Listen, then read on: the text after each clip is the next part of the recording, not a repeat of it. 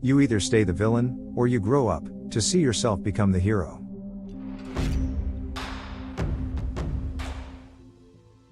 You're at the best place for your vengeful needs. There's something about childhood friends that you just can't replace. As we grow older, this friendship stays fruitful for some. For others, it could lead you to places that taint your soul. In this episode, a rebellious boy likes to cause trouble with his friends. But as they keep pushing the borders, one of the friends comes up with an insidious and unthinkable plan, which will hurt an innocent girl. When spark of doubt enters his mind, it causes an inner conflict, forcing him to choose between two life-changing outcomes. A wise man once said, "It takes a great deal of courage to stand up to your enemies, but a great deal more to stand up to your friends." Before we start, hunt the like button down, and be sure to avada his cadavra. Let's dive in. Naturally, viewer discretion is advised. This revenge story might be disturbing to bad friends. So, to put it simply, I was a real bad kid.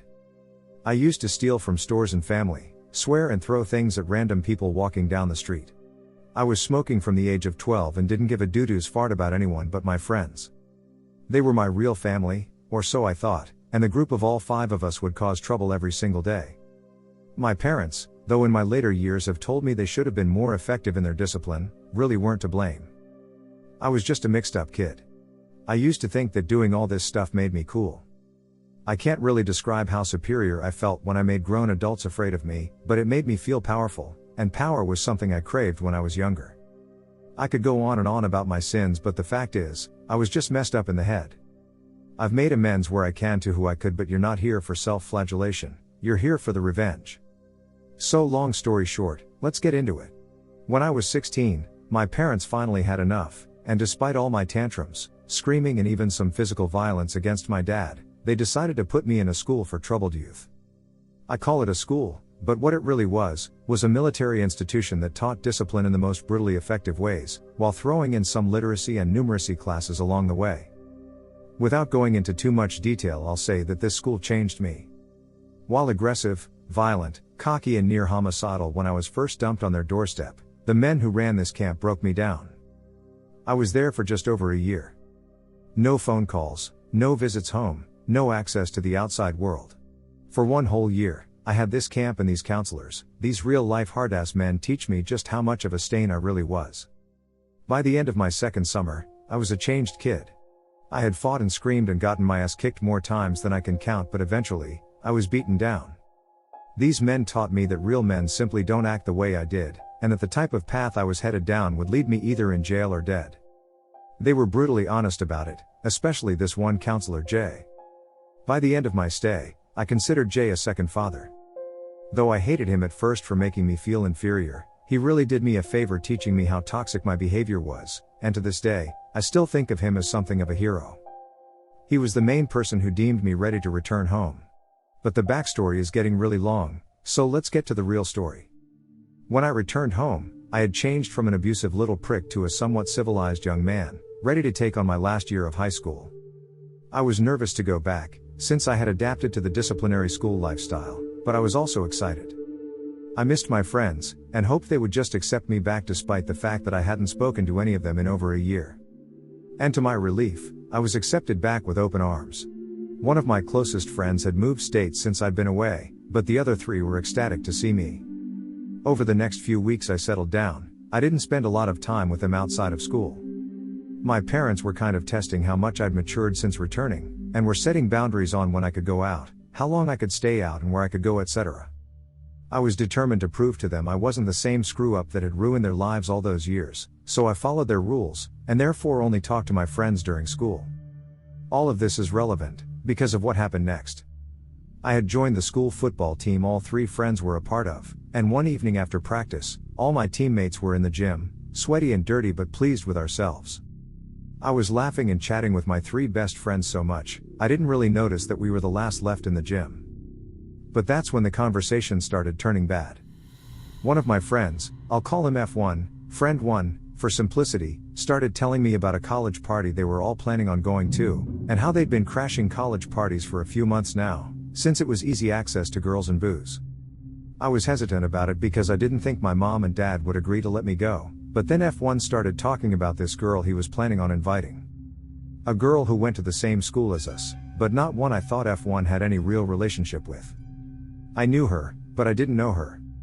He started to tell both my other friends, and me, that he'd been trying to get her into bed for a while and she kept making excuses, so he planned on taking her to the party and finally seal the deal.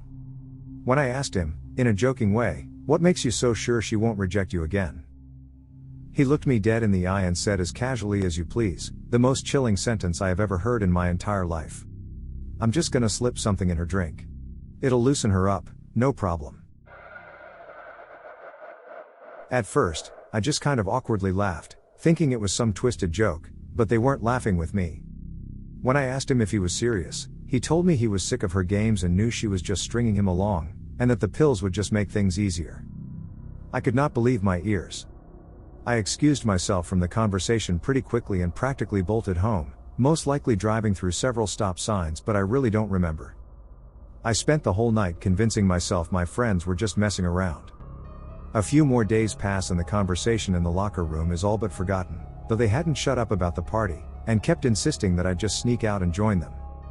I got called a pussy repeatedly for telling them I wasn't going because of my parents, but again, I just brushed it off. Then the doo-doo finally hits the fan. During yet another, after-school training session, we all end up as the last ones in the lockers. And F1 does something I never would have expected in 1,000 years. All three of them have been talking about the party this whole time, then F1 starts rummaging through his gym bag. He tells us all to look at what he has and tosses F2 a small bag of little pink pills. Immediately, I feel the blood drain from my face, and like a bomb is going off in my head, while a voice in my mind is screaming, "Holy shit, this is really happening, this is serious, holy shit." It's really hard to describe what I was feeling when F1 started going into detail about how he planned on inviting the girl to the party, slipping something into her drink and making use of one of the frat boys' bedrooms for a few hours. I felt sick. Literally could have hurled everything from my stomach all over the floor, as I listened to all three of them talk about how awesome the party was going to be, after just describing what they were planning to do with the girl. I couldn't take it, and again I ran off. I actually did end up puking later that night, going over and over in my head what I had just witnessed. I almost couldn't believe it. These three boys had been my friends for 15 years. I thought of them as my own family, thought I knew them better than anyone, but 1 year away in this? I'll tell you honestly, that I actually broke down crying that night. I'm not ashamed to admit it. What I am ashamed of, is how long I took to actually get a grip and handle it. I knew I should have told someone, but in some twisted way, my loyalties were still screwed. Don't crucify me for it, I know now what I should have done, but I was 17, and these were my best friends. I didn't want them to get into trouble, but at the same time, I knew I couldn't let this go down, so instead of reporting all I'd heard to an adult like a normal person, I decided I'd sort it out all on my own. So I went to F1, and told him not to do what he had planned. Told him it was stupid and dangerous and would ruin both his life and the life of the girl he was planning doing this to. He didn't even blink. He got right in my face and told me that the school I got sent to, had turned me into a weakling. That he hated how much I'd changed and had been trying to change me back with F2 and F3. Even told me how they'd been talking about me behind my back, and how they'd planned to surprise me, by letting me participate once F1 was done with her, just to show me what I was missing out on. Then he said something I'll never forget. He told me, word for word, "I'm doing that skank a favor. She's a virgin. And after this party, your mom won't be the only one finally getting some." I punched him. We fought, and we both got sent home on suspension for fighting. I couldn't believe it. I was seething. My best friend had said that to me. My best friend had told me he was going to do this to an innocent girl at a party, and I was a weakling for not wanting to join in? I was disgusted. Sickened to my core. And I was done with him. My parents were disappointed I had gotten suspended so shortly after coming home. That night at home, I just sat there quietly while my mom cried and my dad screamed at me. I know now that I should have told him, but after what F1 said to me, I had this insane notion in my head that I was going to get him back all on my own. And now, to the revenge. After a weekend of being grounded, I went back to school, and the first thing I did was seek out F1. He was about as bashed up as I was, but he was sporting a nice black eye from where I'd hit him in the face. F2 and F3 were standing with him, and they all glared at me as I approached them. Then I did something that made me feel sick. I apologized to him. I told him I was sorry I hit him, and that he was right, I had changed, and I hated what that school had done to me. I wanted to go back to being the old me again. Surprisingly, they all bought it. F1 and I even hugged it out, and I put the cherry on top when I told them I'd be coming to the party. Now, for my dumbass teenage plan. First, I started recording them whenever we were alone together. I wanted to get everything they said about the party and the girl they were planning on victimizing on tape. I knew I needed some kind of proof, or it would just be my word against theirs. And after a few days, I had gotten more than enough. But I wasn't done. No, my stupid self had a plan and I was going to fulfill it to the fullest. So the next thing I did was track down the girl, take her aside, and tell her everything. She was pissed and scared, but I begged her not to go to the police or tell anyone. I know now that was stupid as well, but for some reason, she listened to me. I had a plan. A crazy stupid plan, to teach them all a lesson. So I told her to tell F1, that she was going to meet him at the party, but to just stay home, so she could stay safe. Later that day, F1 started bragging about how the girl had accepted his invitation and everything was going according to plan. And I sat there, phone half out my pocket, recording the whole damn thing. Then the night of the party finally rolls around, and I sneak out because, I was grounded.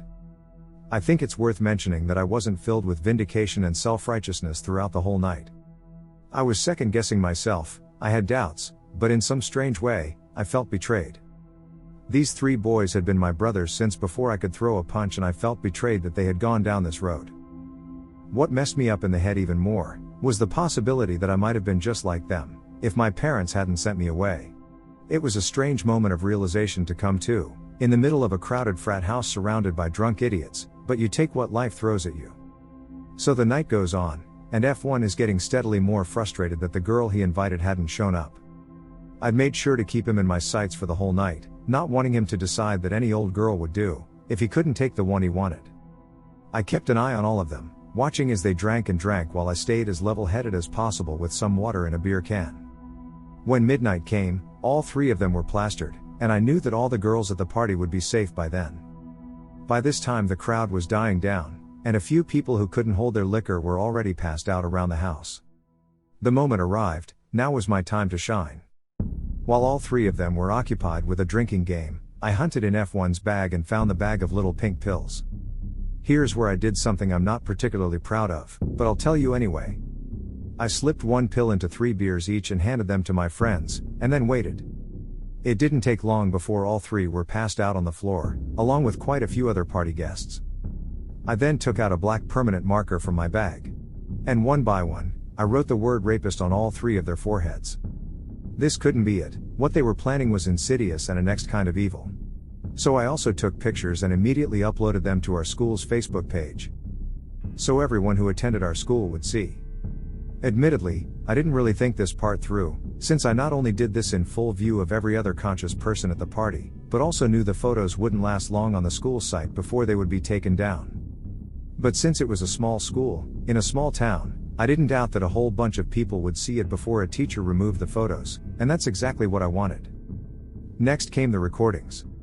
When I got home, I got a verbal bludgeoning from my parents for sneaking out, but they stopped when I finally told them what had been happening.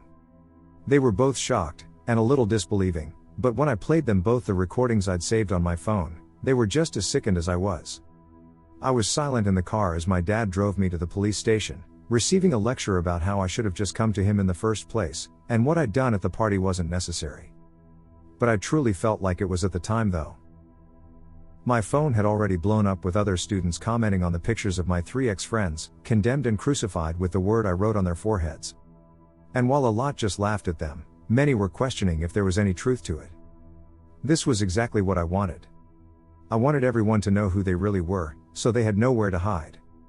The hours at the police station were admittedly very scary. I was still debating with myself whether or not I did the right thing, but my friends had chosen their own fate.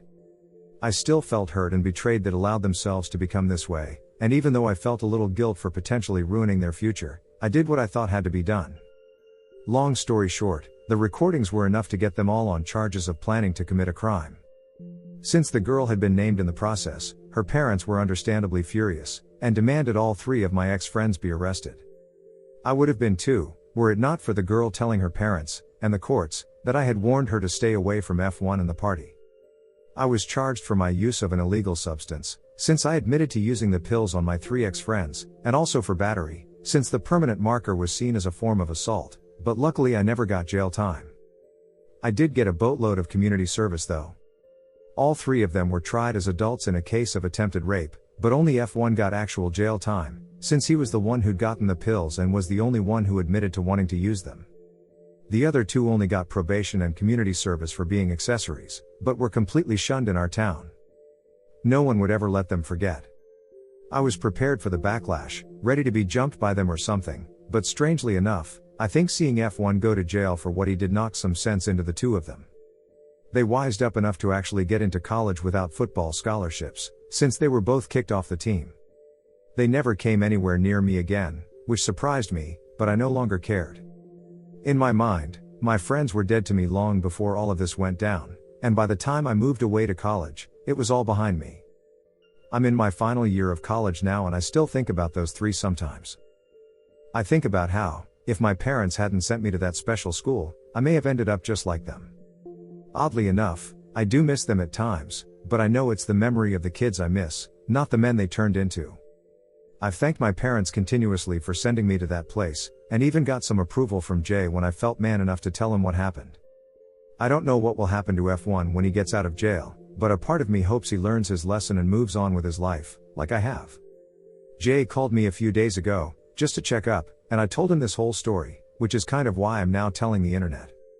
I guess the moral is to stand up to your friends when you know they're doing wrong, but maybe not in the stupid way I did it. Always involve others more qualified to deal with situations you're not sure about. Even if you're a headstrong, stubborn teenager who thinks you know everything.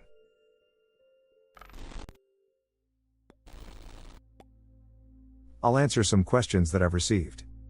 For everyone curious about Jay, well, he's great. A great man who's gone through a lot in his life too. He lost his son to drugs, which is why I think he made it his job to look out for boys like me, just to make sure no other parent goes through what he did.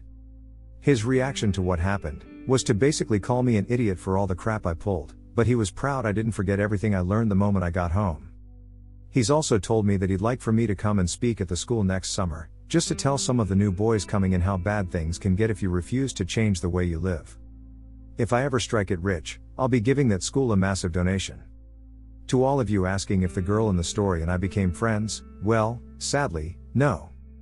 We talked a lot during the court case and after, but we never really developed a friendship.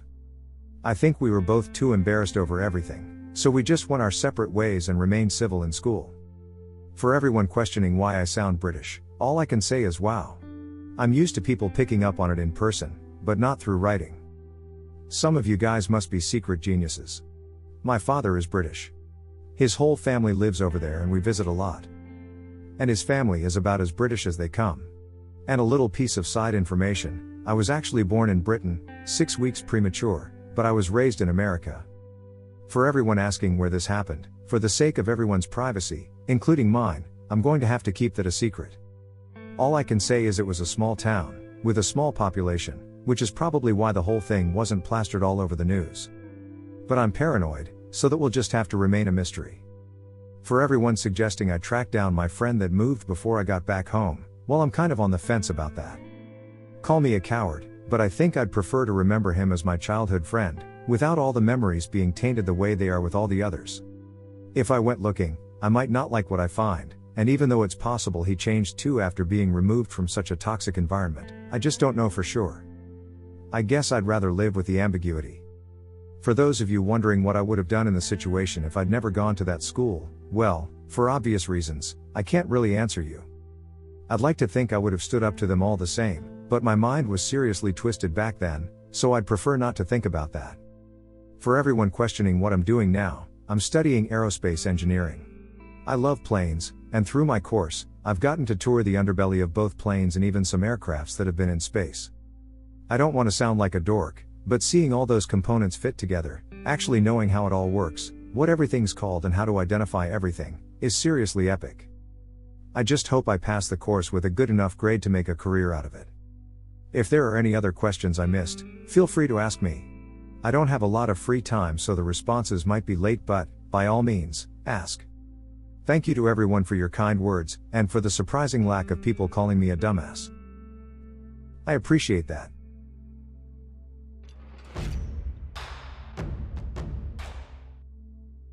You stay till the end, which means you're the one I make these episodes for. I want to take this moment to thank you. I really appreciate you, because you bring me a great amount of joy. Subscribe for future uploads and show your vengeful devotion by tickling the like button, without mercy. Do you have any experiences surrounding the topic of this episode? Share yours below, I'll join the conversation. And I'll be seeing you in the next one.